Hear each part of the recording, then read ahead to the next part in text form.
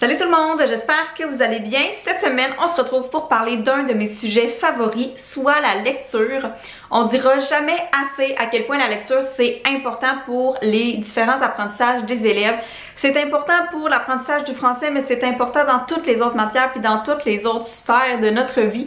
Donc aujourd'hui, j'avais envie de vous partager 10 trucs pour donner le goût à la lecture aux enfants, tant à ceux qui aiment déjà la lecture qu'à ceux qui sont un petit peu plus réticents.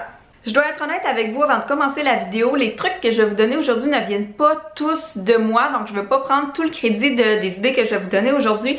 La plupart viennent du livre Propager le goût de la lecture chez les élèves qui a été écrit par la blogueuse Sophie Lee.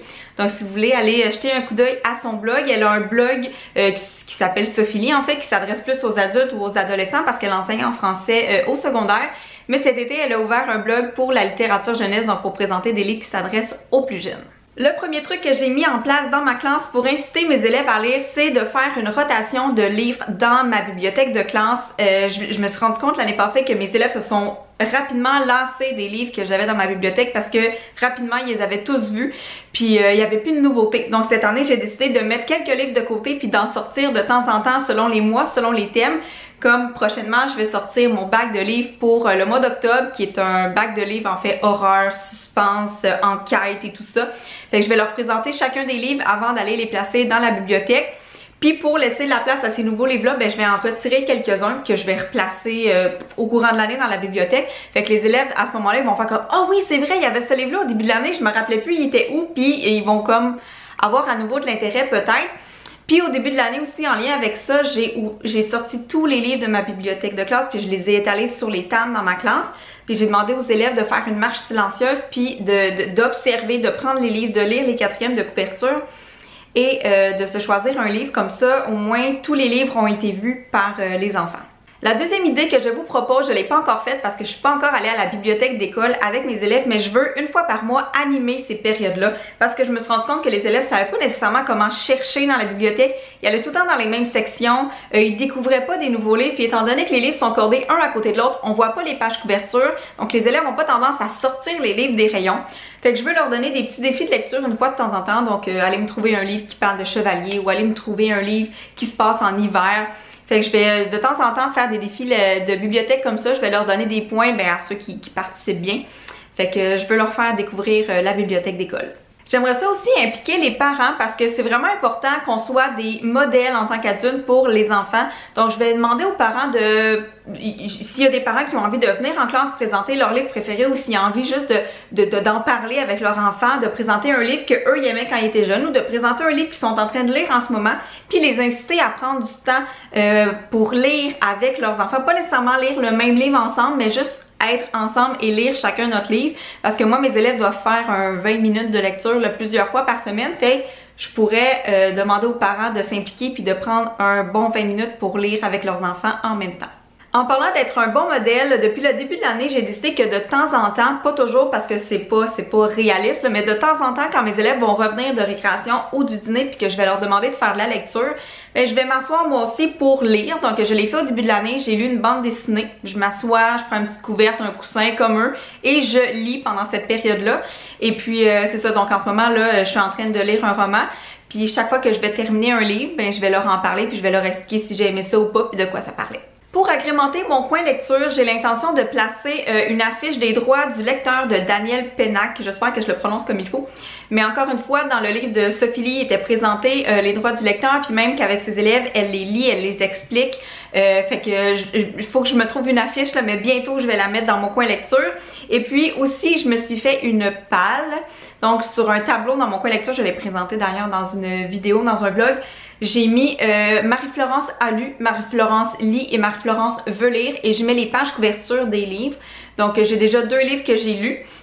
Il y a un livre que je suis en train de lire, puis déjà là, il y a des élèves qui viennent me voir pour me poser des questions parce que c'est le livre que je lis en classe avec, tu sais, pendant qu'ils font de la lecture eux aussi. Puis je mets des livres dans qu'est-ce que j'ai envie de lire, puis quand ils voient que je le déplace d'une section à l'autre pour dire bon ben lui je l'ai terminé, je vais le mettre dans A lu. Ben il y a des élèves qui viennent me voir et dire hey, est-ce que je pourrais te l'emprunter, j'aimerais vraiment ça lire. Puis tu sais, c'est sûr que je mets pas mes livres d'adultes dans cette palle là, je mets les livres de littérature jeunesse que je lis qui peuvent les intéresser. Fait qu'après ça, je le mets sur mon bureau puis les élèves peuvent venir me l'emprunter puis après ça, ben je peux même le mettre dans la bibliothèque s'ils ont envie de lire un petit peu plus tard. Pour donner le goût à la lecture aux élèves, on peut aussi faire de l'écriture à partir de romans, à partir de BD, à partir d'albums jeunesse. Moi, j'ai déjà fait des projets d'écriture où les élèves devaient poursuivre l'histoire, mais ce que j'ai trouvé super intéressant puis j'ai envie d'essayer avec mes élèves cette année, c'est de faire une dictée zéro faute, mais au lieu de prendre n'importe quel texte, n'importe où, je vais prendre une 4e de couverture d'un livre. Donc, je vais prendre un livre dans la bibliothèque, puis ça va être ça notre dictée zéro faute. Donc, on va travailler la grammaire, mais en même temps, ça va piquer leur curiosité par rapport au livre. Puis, je me rappelle, l'année passée, j'avais pris un livre dans ma bibliothèque de classe pour le lire aux enfants, puis ils étaient comme « Eh, mais c'est donc bien bon ce livre-là, puis quand est-ce qu'on va le relire, puis tout ça. » Puis, je leur ai fait réaliser que le livre, le roman, était dans la bibliothèque de classe depuis le mois de septembre, puis il y avait personne qui avait pris la peine de le prendre puis de le regarder.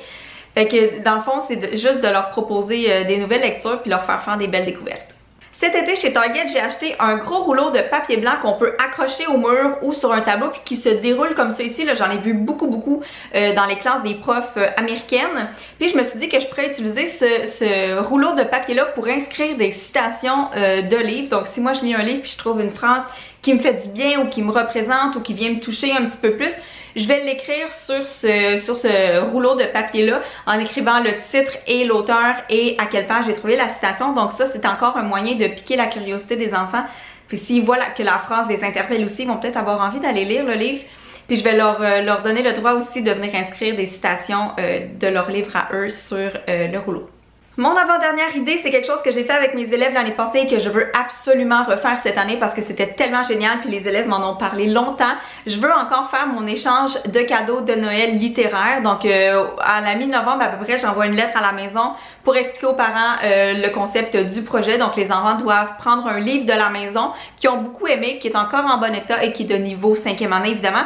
Ils doivent l'emballer, l'emmener à l'école et un petit peu avant Noël, on fait un échange de cadeaux. Dans le fond, au hasard, on pige un cadeau, on peut se l'échanger, on peut se le faire voler, puis tout ça, on fait des jeux avec ça. Puis finalement, ben, on déballe, puis on découvre un nouveau livre. Donc ça avait été vraiment super l'année passée, puis je vais vraiment le refaire cette année parce que c'était une très belle expérience.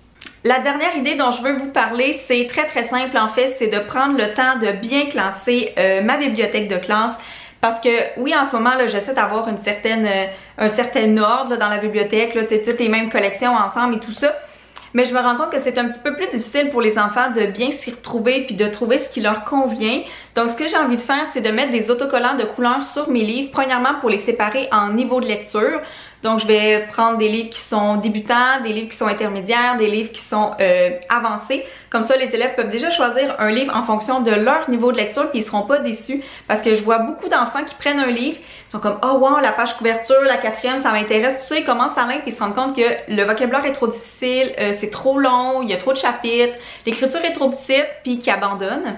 Fait que je veux leur proposer comme ça là, un classement de bibliothèque pour les aider à faire des meilleurs choix. Puis je veux aussi classer mes livres en fonction du sujet. Donc est-ce que c'est de l'aventure, est-ce que c'est du sport, est-ce que c'est de l'amour, de l'amitié et tout ça. Donc selon les thèmes pour mieux les guider dans la bibliothèque.